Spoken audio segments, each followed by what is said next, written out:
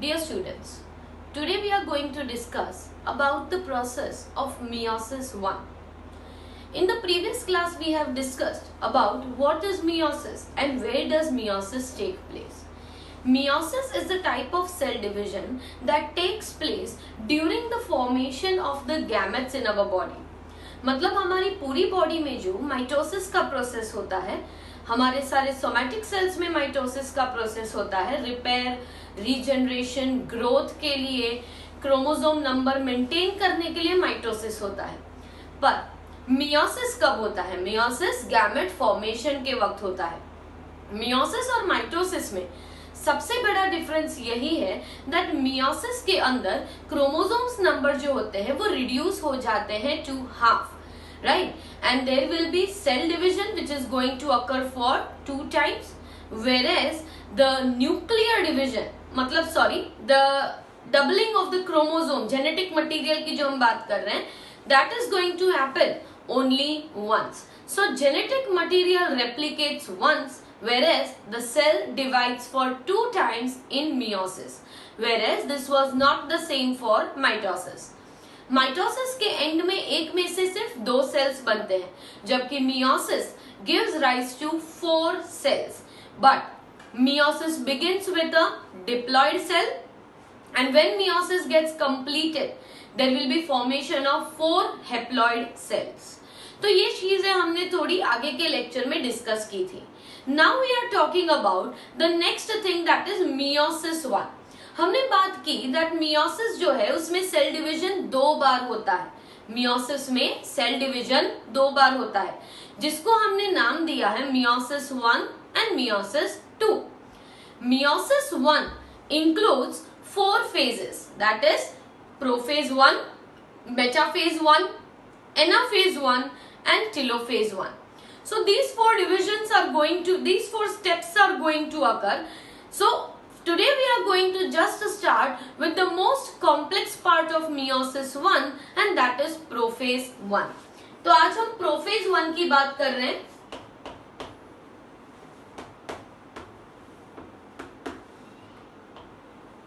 ठीक है, meiosis 1 क्यों लिखा है? क्योंकि ये रिडक्शनल डिवीजन है जिसमें सेल डिवीजन 2 बार होता है, तो इसीलिए पहले डिवीजन को हम नाम देते हैं मियोसिस 1, जो रिडक्शनल डिवीजन है. रिडक्शनल इसीलिए कहते हैं क्योंकि क्रोमोसोम नंबर जो है वो हाफ होने वाला है. और दूसरा जो डिवीजन है मियोसिस 2, उसे हम इक्वेशनल डिवीजन भी कह सकते हैं या तो होमोटाइपिक डिवीजन भी कहते हैं. तो मियोसिस 1 में the first phase is prophase 1. The prophase 1 is the most complex and a longer phase. मतलब चारों जो phases हैं, मेटाफेज 1, एनाफेज 1, टेलोफेज 1, इन चारों में से सबसे longest जो चलता है वो होता है prophase 1. Prophase 1 is subdivided into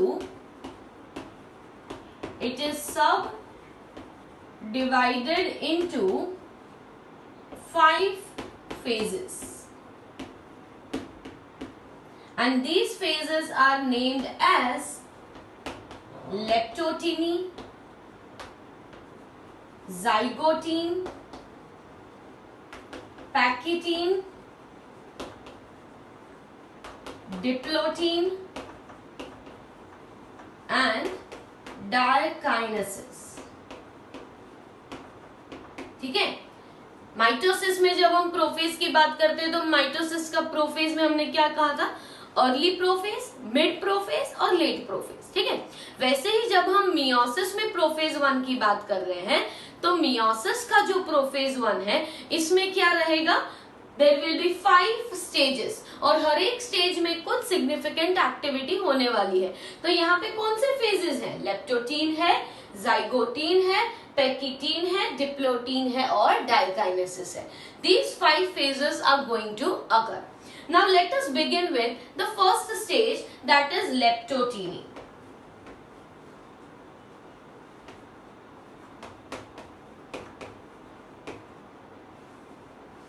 Okay, तो जैसे ही लेप्टोटीनी कंटिन्यू मतलब प्रोफेज अब क्या हुआ है, सिर्फ स्टार्ट हुआ है। तो स्टार्टिंग ऑफ प्रोफेज के बाद मतलब जब हम इंटरफेज की बात करते हैं, क्योंकि मियोसिस 1 भी जब होगा तो उसके पहले क्या हुआ होगा, इंटरफेज। समझ लीजिए कोई भी हो प्रोफेज मतलब अगर माइटोसिस हो या मियोसिस हो, दोनों से पहले क्या कॉमन है, इंटरफेज कॉमन होता है।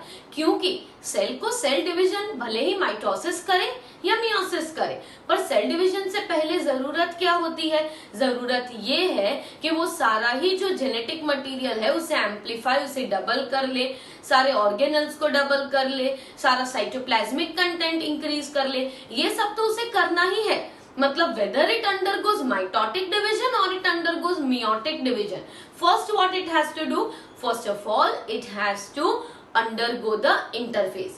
तो इंटरफेज जाके आया मतलब G1, S और G2 फेज खत्म हो गए, तभी स्टार्ट हुआ है प्रोफेज 1। तो सारा ही कंटेंट जो है वो एम्पलीफाई हो चुका है, डबल हो चुका है, जो भी होना है वो सारी प्रोसेसेस इंटरफेज में हो चुकी है। तो first thing what is going to happen in leptotene is, during leptotene the condensation, the compaction of the chromosome is just going to begin. The condensation or the compaction of the chromosomes is just going to begin in which phase, leptotene. So I am mentioning the point, the condensation or compaction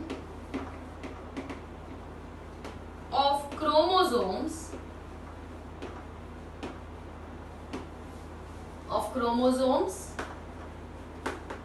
begins. Okay, so what are we having during leptotene? We have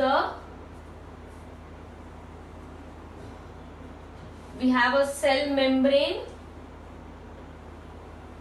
we have a nuclear membrane,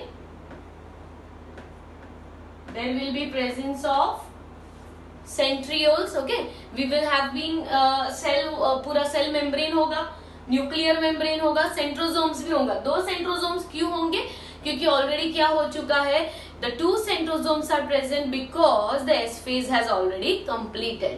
okay, but chromosomes have began to condense, ये इतने compact है नहीं, इसलिए दो each chromosome, that is each centromere has 2 chromatids, these chromatids are so much coiled that they will be appearing as only a single chromatid, they will be appearing as a single chromatid। actually है क्या, यहाँ पे 2 chromatids हैं,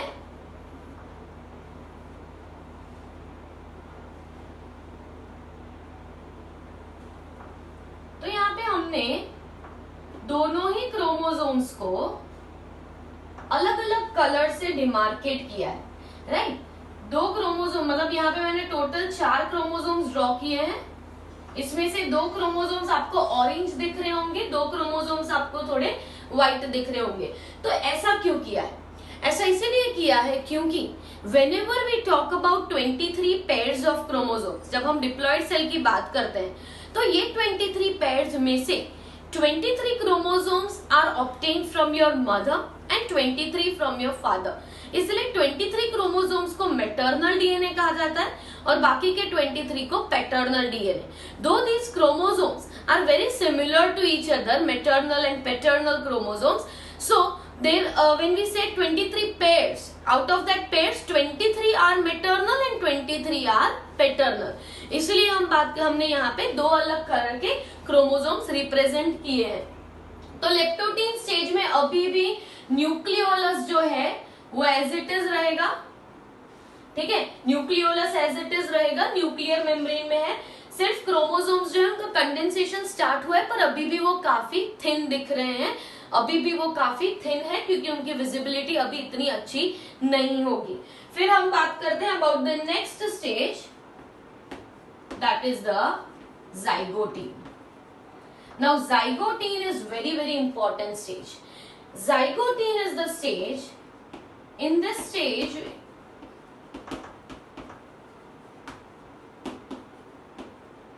the chromosomes which are similar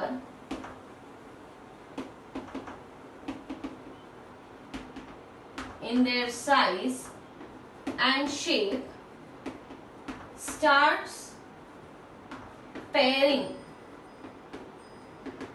with each other. Starts pairing with each other. क्या होने वाला है? जो क्रोमोसोम्स हैं वो क्रोमोसोम्स जो सिमिलर होंगे, मतलब मदर का एक क्रोमोसोम और फादर का एक क्रोमोसोम, ये दोनों क्रोमोसोम्स जो अगर सिमिलर होंगे तो सिमिलर क्रोमोसोम्स का क्या होने लगेगा? Pairing.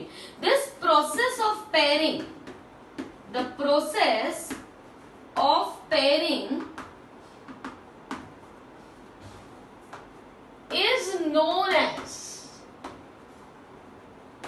is known as most important term synapses.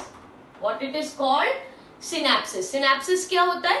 Pairing of chromosomes. जब क्रोमोसोम्स एक दूसरे के साथ पेयर होने लगते हैं तो पेयरिंग, मतलब यहाँ पे अपने थोड़ा सा, मैंने पेयरिंग से थोड़ा दूर है पर मैंने ड्रॉ किया है. जैसे कि ये दोनों व्हाइट क्रोमोसोम्स जो हैं वो सिमिलर हैं, तो वो क्या होने लगेगा? एक दूसरे के साथ पेयर बनने लगेगी. ठीक है, तो यहाँ पे हम पेयरिंग ऑफ क्रोमोसोम्स भी बताएंगे. Next what is happening? The chromosomes involved in pairing are known as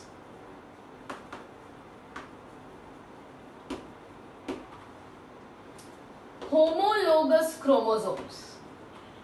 They are known as homologous chromosomes. तो जिनका पेयर बन रहा है उन्हें क्या कहेंगे?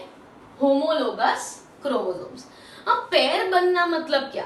जब पेयर बनेगा तो ऑब्वियसली क्या होगा कि ये दोनों क्रोमोसोम्स जो है वो साथ में रहेंगे. साथ में रहने के लिए कुछ और भी चाहिए, बीच में कोई बाइंडिंग प्रोटीन्स भी चाहिए जो इन दोनों को पकड़ के साथ में रखे. Right? So in order to pair, what is essential? Other proteins are also essential. There has to be formation of a complex which is going to support the two chromosomes to stay together. This complex is known as synaptonymal complex. The complex, that is the paired chromosomes remain together by formation of synaptonymal complex. By formation of synaptonymal complex. And these chromosomes which are involved in pair, उन्हें तो हमने क्या कहा? homologous chromosome. But this synapse structure, मतलब दो chromosomes जो मिल गए हैं, this synapse structure is also known as bivalent और tetrad. अब ये सबसे ज्यादा इंपॉर्टेंट है. देखिए मैं डायग्राम ड्रॉ कर रही हूं तो थोड़ा और पता चलेगा. एज यूजुअल सेल मेम्ब्रेन वही है, अंदर हम बता देते हैं न्यूक्लियर मेम्ब्रेन. देखो प्रोफेज 1 स्टार्ट हुआ है पर अभी न्यूक्लियर मेम्ब्रेन डिसइंटीग्रेट नहीं हुई है. राइट? न्यूक्लियर मेम्ब्रेन धीरे धीरे जैसे प्रोफेज 1 एंड होता जाएगा वैसे न्यूक्लियर मेम्ब्रेन डिसइंटीग्रेट हो जाएगी, पर अभी न्यूक्लियर मेम्ब्रेन है. ठीक है, फिर हम बता देते हैं that there will be centrioles, that is centrosome with centrioles. ठीक है, ये आ जाएंगे. अब क्या होगा? Now there will be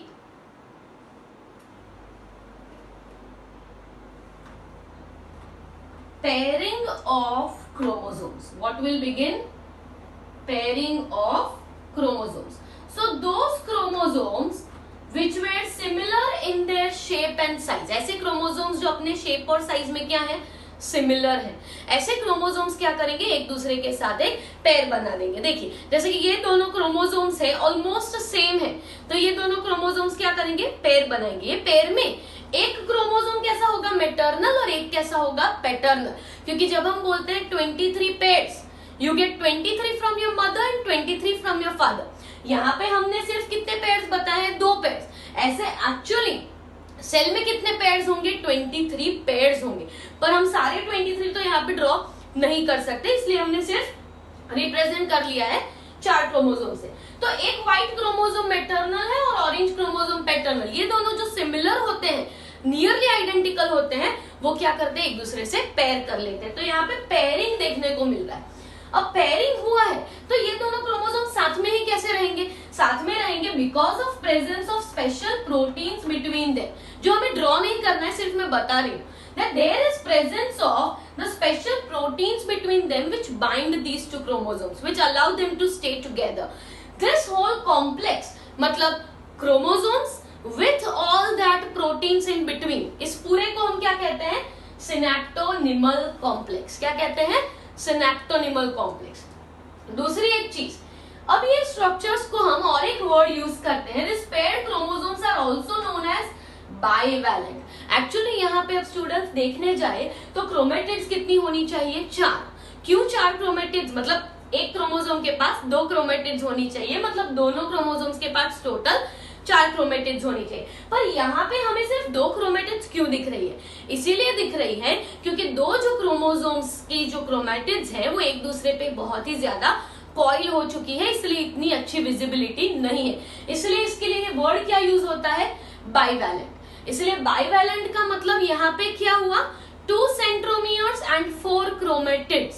remember bivalent means what, bivalent is 2 centromere and 4 chromatids. यहाँ पे 4 ही क्रोमेटिड है, मतलब एक क्रोमोसोम के पास 2 क्रोमेटिड, दूसरे के पास दूसरी 2 क्रोमेटिड, ऐसी 4 ही है। पर विजिबिलिटी नहीं होने की वजह से हम यहाँ पे ड्रॉ क्या करते हैं, 2 क्रोमेटिड्स। और ये जब नेक्स्ट स्टेज में जाएगा, मतलब आफ्टर, हमने देख लिखा है कि after zygotene the next stage is called pachytene. तो जब ये पेकिटीन में जाएगा तो क्लियरली किस फॉर्म में दिखेगा, टेट्राड, मतलब 2 centromeres and 4 chromatids are going to be visible, right. Visible अभी क्यों नहीं है, क्योंकि इतना ज्यादा कॉम्पैक्ट नहीं हुआ, इसलिए विजिबिलिटी नहीं है। आगे के स्टेज में जैसे जैसे कॉम्पैक्शन बढ़ता जाएगा विजिबिलिटी प्रॉपर हो जाएगी, तो हमें टेट्राड फॉर्म में वो देखने को मिलेगा। Next we talk about the पेकिटीन।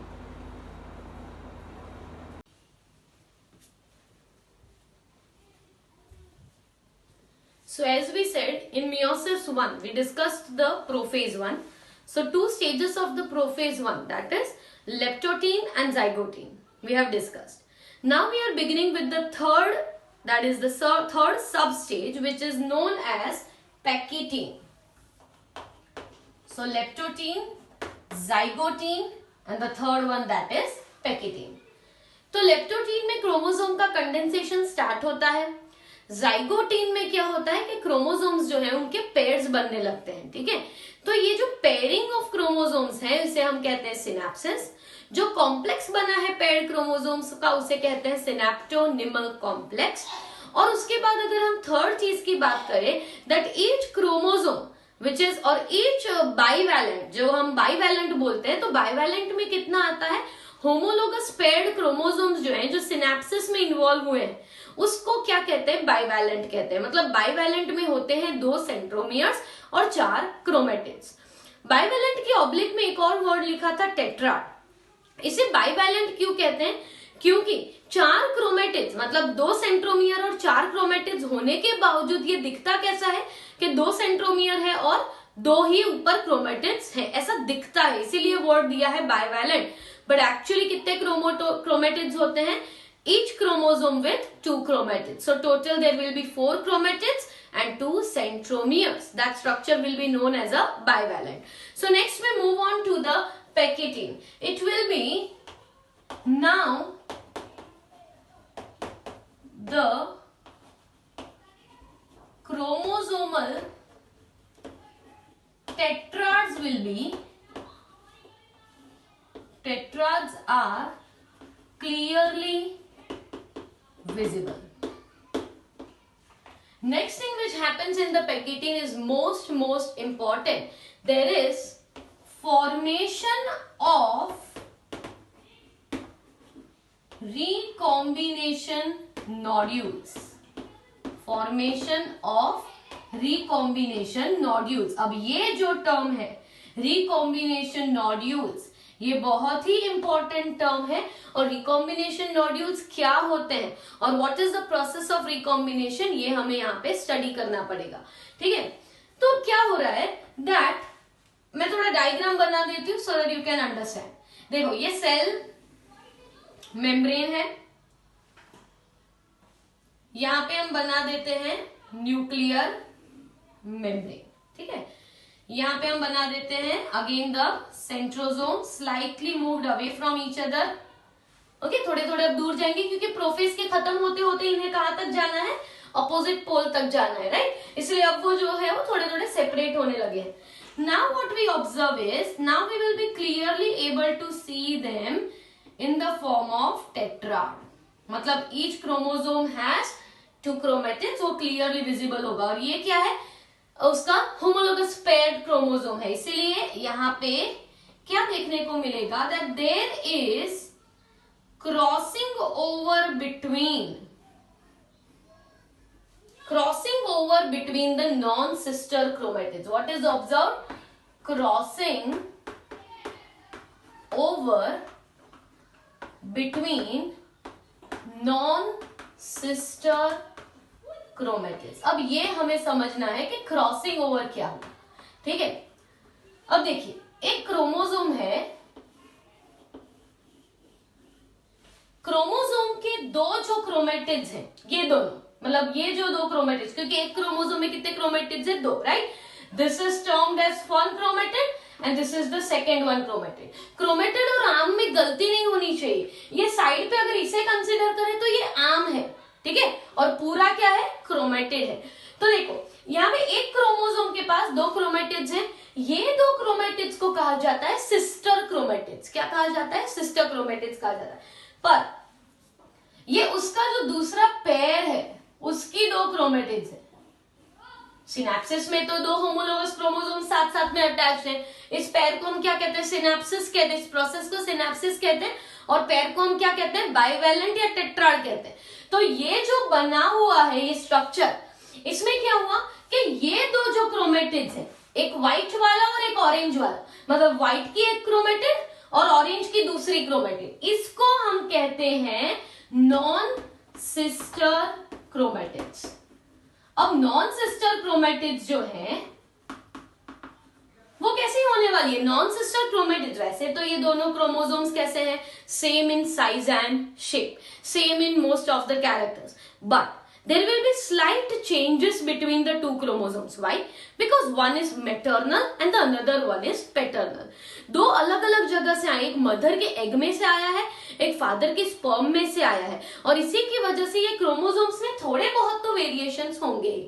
तो यहाँ पे क्या हो रहा है कि when we say about recombination और when we talk about crossing over, मतलब क्या हो रहा है, it is a cross between the non-sister chromatids। मतलब यहाँ पे क्या होगा, that there will be an overlapping between the 2 non-sister chromatids। तो ये जो साइट बनी इसे हम क्या कहते हैं, क्रॉस ओवर साइट्स। क्या कहते हैं, cross over.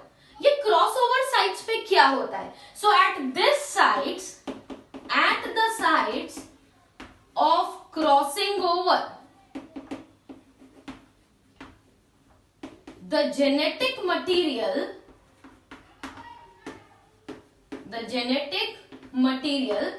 gets exchanged। The genetic material gets exchanged। क्या होने वाला है, ये जो साइट्स पे जहां पे नॉन सिस्टर क्रोमेटिड्स एक दूसरे से ओवरलैप हुई है, ये इस साइट पे क्या होगा, जेनेटिक मटेरियल एक्सचेंज होगा। कितनी क्रॉसओवर साइट्स है, 1 है, 2 है, 3 है। ये क्रॉसओवर साइट्स कितनी है वो किस पे डिपेंड करता है, वो इस पे डिपेंड करता है कि क्रोमोसोम्स के आर्म कितना बड़ा है, राइट। जब हमें पता है सर कि मेटासेंट्रिक है तो दोनों आर्म सेम होते हैं, पर जब हम बात करते हैं टिलोसेंट्रिक क्रोमोसोम तो उसमें तो एक ही तरफ के आर्म विजिबल होते हैं, तो उसमें क्रॉसओवर साइट्स थोड़ी नंबर अलग होगा। क्रॉसओवर साइट्स कितनी होंगी वो कोई भी डेफिनेटली बता सकता नहीं है कि ये क्रोमोसोम है तो एक ही क्रॉसओवर साइट या 2 ही क्रॉसओवर साइट। ये क्रॉसओवर साइट जो है वो 1, 2, 3 कितनी भी हो सकती है, ठीक है। तो ये क्रॉसओवर साइट्स पे क्या हुआ है, जेनेटिक मटेरियल जो है वो एक्सचेंज हुआ है बिटवीन द 2 क्रोमोसोम्स। इसीलिए जब हम हमारी बात करते हैं तो हमें मैटरनल क्रोमोसोम भी है, पैटर्नल क्रोमोसोम भी है, but we don't exactly look like mother or exactly like father. We have some variations within us, right? Why? Because this genetic exchange of this genetic material has occurred, and due to which slight variations are definitely going to occur. ये crossover sites पे से जब chromosomes अलग होंगे तो क्या होगा कि व्हाइट क्रोमोसोम के पास ऑरेंज क्रोमोसोम का थोड़ा पार्ट होगा क्योंकि वो एक्सचेंज हुआ है, और ये ऑरेंज जो क्रोमोसोम हमने ड्रॉ किया है it will have some part of that white chromosome, क्योंकि वो दोनों क्या हुए अब सेपरेट होंगे. ठीक है, तो ये जो पैकेटिन है, ये पैकेटिन बहुत ध्यान से देखिए क्या लिखा है कि टेट्राड्स जो है वो अब क्लियरली विजिबल हो जाएंगे. क्या विजिबल होगा? Tetrads will be clearly visible. Second हमने लिखा है there will be formation of recombination nodules. Formation of recombination nodules, which is the crossing over between the chromosomes. But which chromosomes?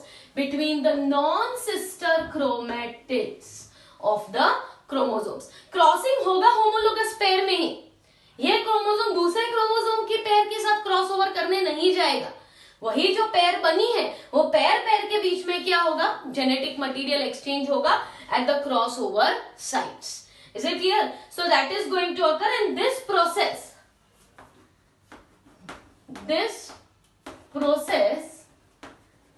is enzyme linked,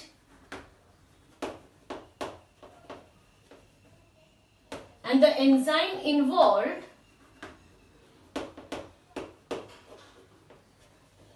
is called recombinase.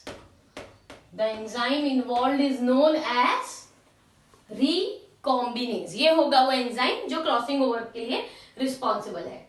Next we talk about the fourth stage. After pachytene we have the next stage, that is diplotin. So in diplotin, paired chromosomes starts moving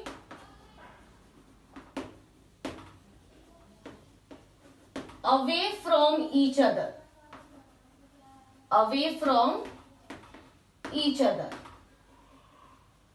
except the sites of crossover. मतलब अब क्या होगा कि ये जो paired chromosomes हैं वो एक दूसरे से अलग जाने वाले हैं, पर फिर भी ये एक साइट पे अभी भी अटैच्ड है, और वो साइट कौन सी होगी? That will be the site of crossing over. तो यहां पे मैं ड्रॉ कर रही हूं सेल मेम्ब्रेन,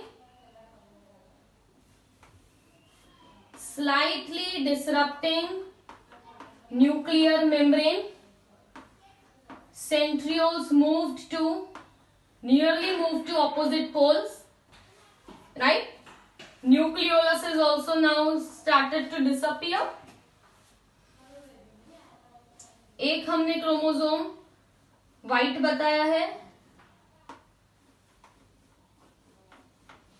दूसरा हमने ऑरेंज किया. तो अब ये दूर हो रहे हैं, पर सिर्फ कहां पे अटैच्ड है? The sites where crossing over has taken place. ठीक है, सो दिस साइट्स मतलब क्या हुआ है कि अब क्रोमोसोम्स एक दूसरे से अलग होने लगे हैं. तो यहाँ पे जो एक्स शेप स्ट्रक्चर बन रहा है, this sites are known as chiasmata. The sites, that is X shaped structures. X shaped structure यहाँ पे क्या है कि देखो क्रोमोसोम एक दूसरे से अलग हो रहे, पर अलग होने में वो तुरंत ही अलग नहीं हो गए, अभी भी धीरे धीरे थोड़ा दूर जा रहे हैं, पर क्रॉस ओवर साइट्स पे अभी भी वो थोड़े बहुत अटैच्ड है. और इस साइट पे क्रॉस ओवर साइट को अब क्या कहा जाता है? chiasmata. The word used for it is chiasmata. Okay, at separation the X-shaped structures which are formed during diplotin are known as chiasmata. Next हम लास्ट बात कर लेते हैं about dikinesis. So in the stage of packeting, what has happened? Crossing over has taken place between the non-sister chromatids. Crossing over are the sites for the exchange of the genetic material. Whereas in the case of diplotin, now the chromosomes have started moving away. अब ये पूरे तरह से अलग नहीं हुए हैं. They have just started moving away from each other. जब वो एक दूसरे से अलग होते जाते हैं तो उनके जो एंड्स हैं, जो क्रॉस ओवर साइड्स हैं, they will be forming some X like structure जिसे कहा जाता है कायस्मेटा। तो अब हम लास्ट स्टेज की बात कर लेते हैं, that is known as diakinesis.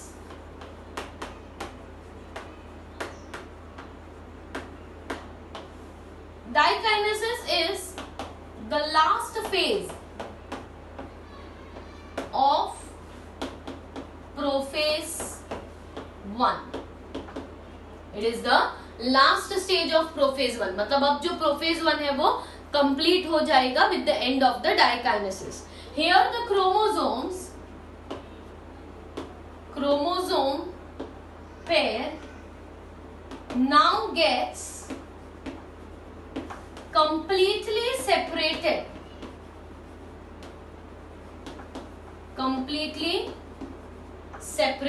from each other.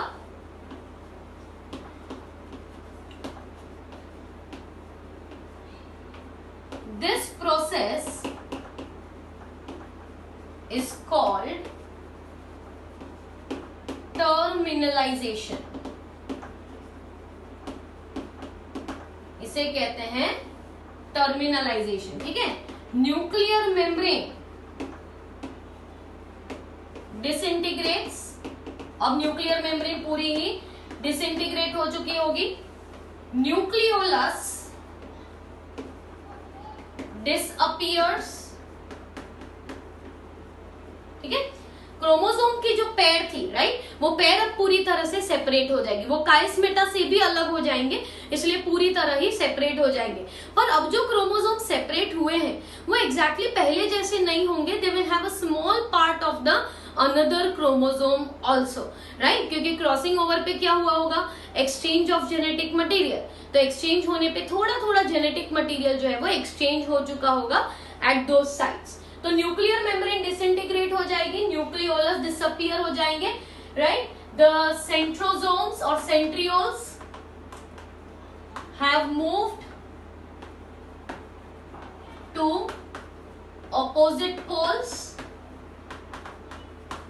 They have moved to the opposite poles, मतलब पूरी तरह opposite poles पे आ गए होंगे। Spindle fiber formation has occurred. Spindle fiber formation हो जाएगा, तो spindle fibers बन चुके होंगे, right. And condensation of chromosome has also occurred. Condensation of chromosome is complete.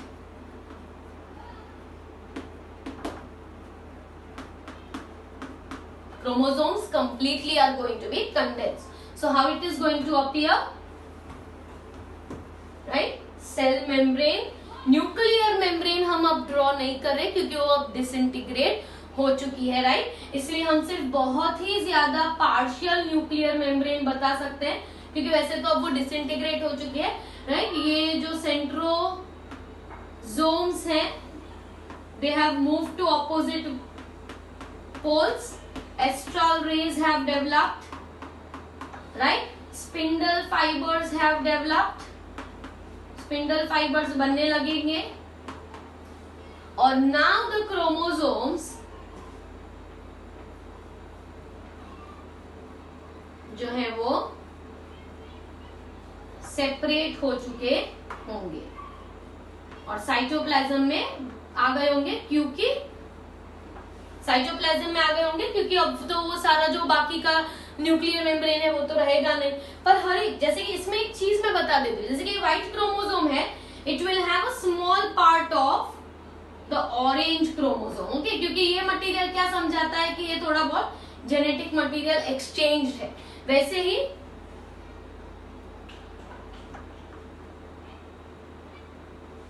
ये जो क्रोमोसोम है, it will also have some part of white chromosome, which shows that now they are not exactly like how they were in the beginning. Genetic material थोड़ा exchange हो गया है, इसलिए अब वो एग्जैक्टली सेम नहीं दिखेंगे, ठीक है। तो अब ये प्रोसेस हो गया about the end, that is diakinesis. ये डाइकाइनेसिस यहाँ पे खत्म हुआ। तो प्रोफेज 1 के हमने बात की कि कितने स्टेजेस है, 5 स्टेजेस है। हर एक स्टेज की एक्टिविटी बहुत ही सिग्निफिकेंट है, each stage has a significant activity. So in the next lecture we will discuss about the metaphase 1, anaphase 1 and telophase 1.